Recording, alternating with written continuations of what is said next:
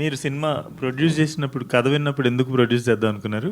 Cinema చూసిన తర్వాత ఇప్పుడు మీరు జనాలను ఎందుకు చూడమని ఏనో చెప్తున్నారు? రెండింటికి సమాధానం కావాలి సార్ నాకు.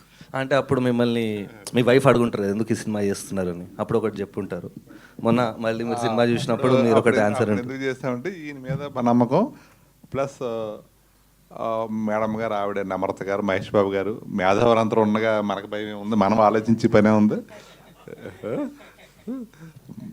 మన వాళ్ళ వెనకాల ఉంటే సరిపోద్ది కదా అని అనుకున్నాను. యాక్చువల్గా నేను సినిమాని చూసి తక్కువ, ఎవరొకరిని అడుగుతాను ఆ సినిమా ఎలా ఉంది ఏంటి పాయింట్ అని అడుగుతాను. అలాగా తెలుసుకోవటం తప్ప పూర్తిగా అంత. మొన్న మీరు చూసినప్పుడు మీకు ఏమన్నా చెప్తా, ఒకటి చెప్తా.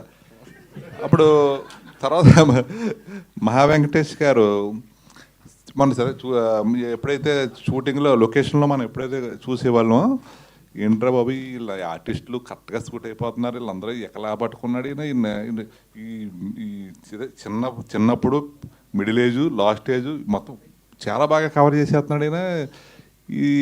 ఈ ప్యాటర్న్ అంతా ఎలాగా ఇంత ఆలోచించి ఇలాంటి మనిషి ఇంత ఆలోచించే మనిషి ఎందుకు లేట్ అయిపోయి సినిమా తీయలేకపోవడమో ఇన్నాళ్ళ అనుకుంటా నేను అదే అలా థింక్ చేస్తున్నాను.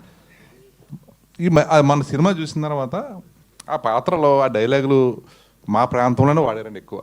ఈ యోగ నిద్రలోకి వెళ్ళటం, మందు వేసేవాడు 15 రోజుల దాకా లేకపోవటం, ఇవన్నీ ఉన్నాయి కదా. Thank you so much sir, it was nice having you today. మీరు చెప్పిన స్టోరీ సినిమా డైలాగులు సీన్లు చెప్పేస్తున్నారు. చెప్పిన పర్లేదు, అట్లా చెప్పొద్దు సార్. లేదు తెలవాలి. ఇప్పుడు మన సినిమా గురించి బజ్ ఉంది.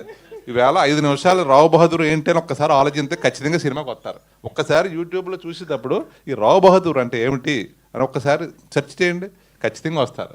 మన దేనికి భయపడక్కర్లేదు. నేనంటే అంత కాన్ఫిడెన్స్ ఉన్నాను. ఇప్పుడు మీరు పడ్డ కష్టం మామూలు కష్టం కాదు, నేను కళ్ళారా చూశాను. ఏమంటే ఈ పాత్రలో అన్నీ నేను మా పాత్రలో తిరిగినాయే.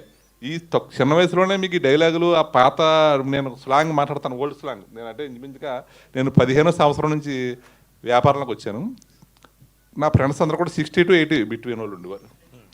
వాళ్ళ స్లాంగ్ అది నాకు వచ్చేసింది, కొంచెం ఆ టైప్ మాట్లాడుతుంటాను నేను. అది అన్నీ మీరు ఎలా పట్టుకున్నారో, మా ప్రాంతంలో తిరగలేదు, టౌన్లో ఉండి అవన్నీ ఎలా పట్టుకున్నారని మాత్రం గాడ్ ప్రామిస్ నేనైతే చాలా ఆలోచించింది. ఏంటి ఎలా పట్టుకున్నాడు ఈయన ఇంత మేధావి అంటే? మేధావి అంటే సినిమా మేకింగే మేధావితనం. ఇప్పుడు క్రియేటివిటీ అంటే సృష్టిస్తున్నారు, మీరు ఒక మ్యాజిక్ సృష్టిస్తున్నారు, ఎక్కడ లేని డిఫరెంట్. ఇప్పుడు కళాకారుడు ఇప్పుడు ఎంతోమంది కళాకారులు ఎన్నో కళలు వాళ్ళు అభ్యసిస్తారు. అయితే రేటుని బట్టి ఆడు విలువ పెరుగుతుంది. ఇక్కడ ఆడు సంపాదించిన దాన్ని బట్టి ఆ కళకు విలువ పెరుగుతుంది, అంతే కదండి. కానీ ఇదైతే మాకు అందరికీ మంచి ఎక్స్పీరియన్స్ ఇచ్చారు.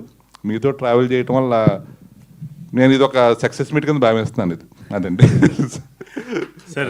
First of all I really want to thank Gopi sir for one thing. దేనికంటే సినిమా డైరెక్టర్ అయిన తర్వాత చాలా రకాల కాంప్లిమెంట్స్ విన్నాను, కానీ ఆ ఏదైతే లాంగ్వేజ్ వాడతానో సినిమాలో దాని గురించి మాట్లాడిన మొట్టమొదటి వ్యక్తి మీరే sir. Thank you very much. Thank you sir. Q&A తీసుకుందాం సార్. సత్యదేవ్ గారు చెప్పండి సార్.